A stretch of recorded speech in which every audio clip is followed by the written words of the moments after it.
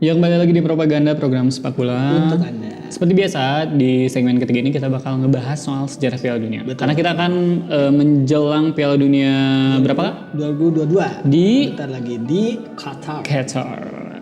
Jadi Piala Dunia yang sekarang ini kita bakal ngebahas soal sejarah Piala Dunia 1970. Nah 1970 ini merupakan Piala Dunia yang ke-9. Betul. Sejak awal dibentuk ya. Justru Met.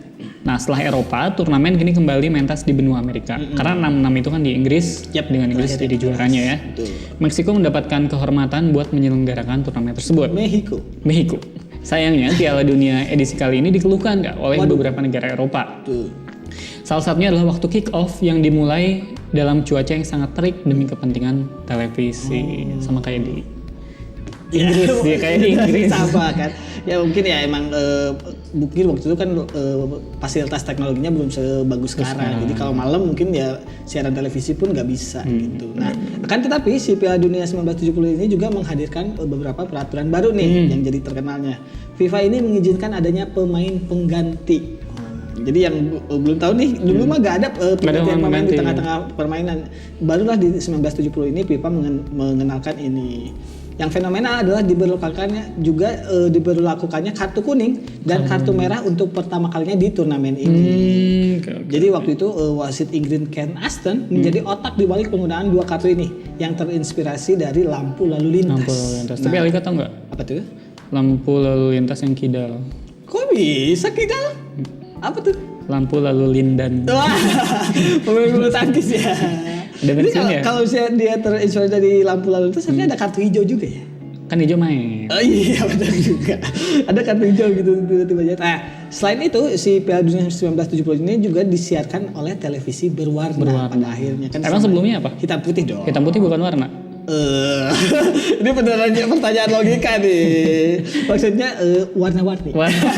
Bukan hitam putih juga dua warna itu. Kalau warna-warni kan kesannya LGBT. Pelangi, banyak warna aja dong. Nah, dari segi format turnamen ini juga si FIFA ini mengundi pemenang dengan cara melempar koin pada babak gugur jika kedua kesebelasan bermain belum ada penalti berarti. Iya, jadi tetap berdasarkan keberuntungan. Ya. Ada cerita menarik di Piala Dunia 1970 saat kualifikasinya diganggu sama perang, Kak. Waduh. Jadi sejatinya babak kualifikasi Piala Dunia zona CONCACAF itu Amerika Tengah berlangsung damai, awalnya damai. Sampai akhirnya undian memutuskan El Salvador dan Honduras berada dalam satu grup di semifinal. Ini apa ya? Saya tuh bersyukur banget sih nonton bola. Kenapa? Jadi tahu El Salvador itu sebuah negara. Beda negara. Iya. Karena kalau nggak nonton bola, yang saya tahu di Salvador ini dia adalah pamannya Ana di Amigo. Ya sama dong. Nama-nama pemain telenovela. Dia ini suaminya ini Bibi Amanda. Wah, saya aja udah lupa loh Amigos ya. Salvador ini mang-mang yang cakep itu loh. Semua pemain di telenovela ya cakep dong. Jadi ada isu sensitif Kak terkait kondisi kedua negara yang ternyata menjalar sampai ke sepak bola. Waduh, emang waktu itu nih historisnya adalah Honduras itu bertekad memulangkan hampir 300.000 imigran El Salvador yang dianggap membawa beban bagi ekonomi negaranya. Soalnya pusing kan ya? Ada imigran gelap. Imigran? Bukan dong, imigran itu bukan penyakit. Ini emang status pendatang. Nah, tak ayal nih keputusan ini memulangkan para imigran tersebut diserukan langsung oleh presidennya. Si Lopez Honduras. Iya, jadi ada konflik tertentu lah. Jadi ya konflik yang terjadi di luar sepak bola itu jadi menjalar ke di atas lapangan hingga berkaitan dengan peperangan yang terjadi di antara kedua negara tersebut. Jadi mungkin awalnya bukan dari bola tapi ada sesuatu di luar bola yang memantik itu ya. Jadi saat bertamu ke Honduras, kamar tempat para pemain El Salvador ini dilempari batu dan kembang api. Aduh. Dan di pertandingan itu El Salvador kalah 0-1. Ketika balik menjadi tuan rumah, para pendukung El Salvador marah dong. Mereka akhirnya balik menyerang Honduras. Daging busuk dan beberapa bangkai dilempar ke kamar hotel mereka. Wah. Ini kan kalau di El Salvador itu dilemparnya daging busuk dan bangkai ya. Kalau di Taman Maluku beda. Apa tuh? Di Taman Maluku dia dilemparnya daging busuk dan bangke. Bangke. Tempat berkumpulnya waria-waria. Jadi nggak mungkin dia bilang bangkai. Bangke. Enggak dong. Nah, emang penghinaan kepada si Honduras ini semakin menjadi pada saat pertandingan berlangsung. Betul. Waktu itu ada event kejadian lagu kebangsaan mereka diputar dengan volume kecil. Jadi yang biasanya lantang tuh jadi disabotase, bendera mereka dibakar hingga beberapa pendukung mereka disandra. Udah bukan dipukul lagi tapi disandra. Dan waktu itu Honduras balik kalah 0-3. Jadi tadi 0-1 sekarang 0-3 sehingga harus diadakan satu pertandingan lagi di tempat netral dan karena waktu itu belum ada agregat. Jadi mau menang berapapun kalau di kandang menang tandang kalah harus diulang lagi ya. Nah, hubungan diplomatik mereka ini semakin meruncing sebelum laga yang digelar di Mexico City tersebut, Kak.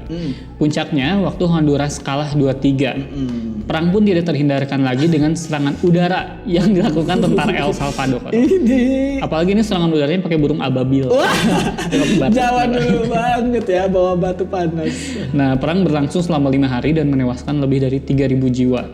Perang ini kemudian disebut sebagai Football War. Jadi perang yang karena sepak bola lah gitu. Nah, ini ada cerita lainnya nih karena ini ada nasib sial sang juara bertahan. Inggris berarti. Betul. Abis coming home nih malah sial. Nah, juara bertahan Inggris datang ke Meksiko dengan tekad mempertahankan si Piala Jules Rimet. Betul sekali.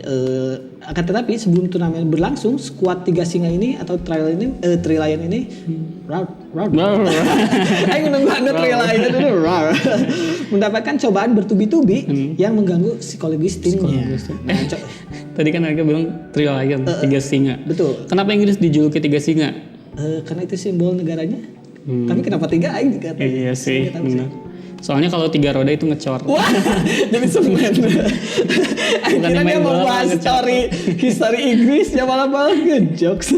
Nah, 2 minggu sebelum turnamen berlangsung, duet Bobby Moore dan juga Bobby Charlton dituduh terlibat kasus pencurian di sebuah toko perhiasan di Kolombia, yang mana mungkin kunjungannya ke Meksiko. Amerika ya, Amerika Selatan. Keduanya tertarik untuk membeli cincin yang dipajang di etalase toko bernama Fuego Verde. Nah, tetapi setelah keduanya keluar dari toko, si toko ini menelepon polisi dan mengadukan si Bobby Moore karena dituduh mencuri gelang seharga 600 pound. Inilah jadi dituduh mencuri ya. Ada cobaan nih. Moore sendiri kan sempat menjadi tahanan rumah selama 4 hari pada 25 Mei 1970. Moore ini dikurung di rumah seorang tokoh sepak bola di sana. Ya karena lagi di Kolombia mungkin ya. Kalau dikenal mungkin Babang Pamungkas mungkin. Benar ya, ditahan dulu di rumah Babang. Dia baru dibebaskan oleh Perdana Menteri Inggris namanya Harold Wilson yang meminta penangguhan penahanan dengan jaminan. Karena belum terbukti juga mungkin ya. Belum terbukti, bahkan Moore ini kan menolak tuduhan tersebut gitu. Sampai sekarang tidak diketahui benar atau tidaknya Moore ini terlibat kasus pencurian. Tapi yang pasti sang kapten tetap membela 3 singa di Meksiko. Selama turnamen Moore tampil baik dan seolah tidak terjadi apa-apa. Tidak terganggu lah ya psikologis. Nah, kesialannya terjadi saat turnamen berjalan nih. Jelang perempat final melawan Jerman, kiper mereka yang bernama Gordon Banks menderita keracunan makanan.